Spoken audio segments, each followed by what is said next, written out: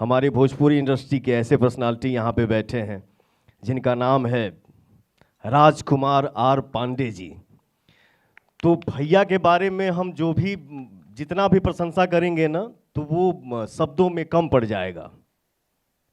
मैं कर दूं? भैया से हम लोग बहुत सीखे हैं, आज भी सीखने को मिलता है। भैया जब भी बैठते हैं साथ में तो अच्छी ही बातें सिखाते हैं। थैंक यू भैया, हैप्पी होली। राज जी के बारे में एक शब्द बोलूंगा पवन जी, ये वो बटवृक्ष है जिन्होंने सबको छांव दिया है और उस छांव तले इंडस्ट्री फल फूल रही है, पनप रही है।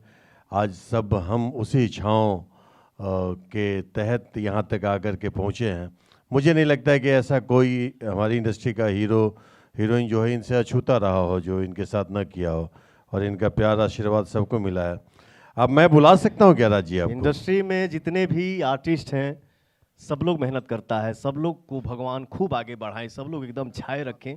लेकिन इतना जरूर मैं बोलूँगा कि भोजपुरी इंडस्ट्री का अगर और बड़ा बड़ा बड़ा हुआ है उसमें राजकुमार आर पांडे जी का बहुत बड़ा हाथ है। मैं चाहूँगा मेरा भैया मंच पे आइए और दो शब्द बोलिए। ये अलग बात है कि उम्र के साथ ये जवानी की तरफ ज़्यादा बढ़ते चले जा रहे हैं। चाल भी वही, हाल भी वही, ढाल भी वही। हाँ राज जी आप। बहुत बहुत धन्यवाद। यहाँ पर जितने लोग उपस्थित हैं सबको ढेर सारा प्यार, होली की ढेर सारी शुभकामना सबको, और देसी भारत देख रहे सभी दर्शकों का बहुत सारा उम्मीद करता हूँ कि होली जो है वो एकदम रंग बिरंगी हो और घर में खुशियाँ हों। और हमारे बगल में क्या कहूँ, एक ऐसा कोहिनूर देखिए वैसे ही जगमगा रहे हैं अंधेरे में भी, पवन सिंह। एक ऐसा नाम जो अपनी आवाज़ से जितने ज़्यादा जाने जाते हैं उससे ज़्यादा अपनी पर्सनालिटी, अपने व्यक्तित्व और अपने संस्कार से भी जाने जाते हैं। पवन सिंह सिर्फ एक इंसान ही नहीं बल्कि वो कलाकार है जिसकी आवाज़ के साथ न जाने कितने अपने आवाज़ को मिला के और बड़े बड़े सिंगर और भी बन गए हैं। और मैं चाहूँगा ये सिलसिला ताउम्र जब तक ज़मीन रहे तब तक बना रहे, यही मेरी शुभकामना है। और इस तरफ हमारे इंडस्ट्री के सबसे सीनियर बुजुर्ग जो अपने आप को छोटा कहते हैं। अब देखो ऐसे कहा जाता है ऐसे कहा जाता है फागुन में बुढ़वा देवर लागे, तो कोई बुढ़वा तो होना चाहिए ना लड़कियों के साथ देवर लगने के लिए। ऐसे हैं नहीं, इन्होंने दाढ़ी पका लिया है।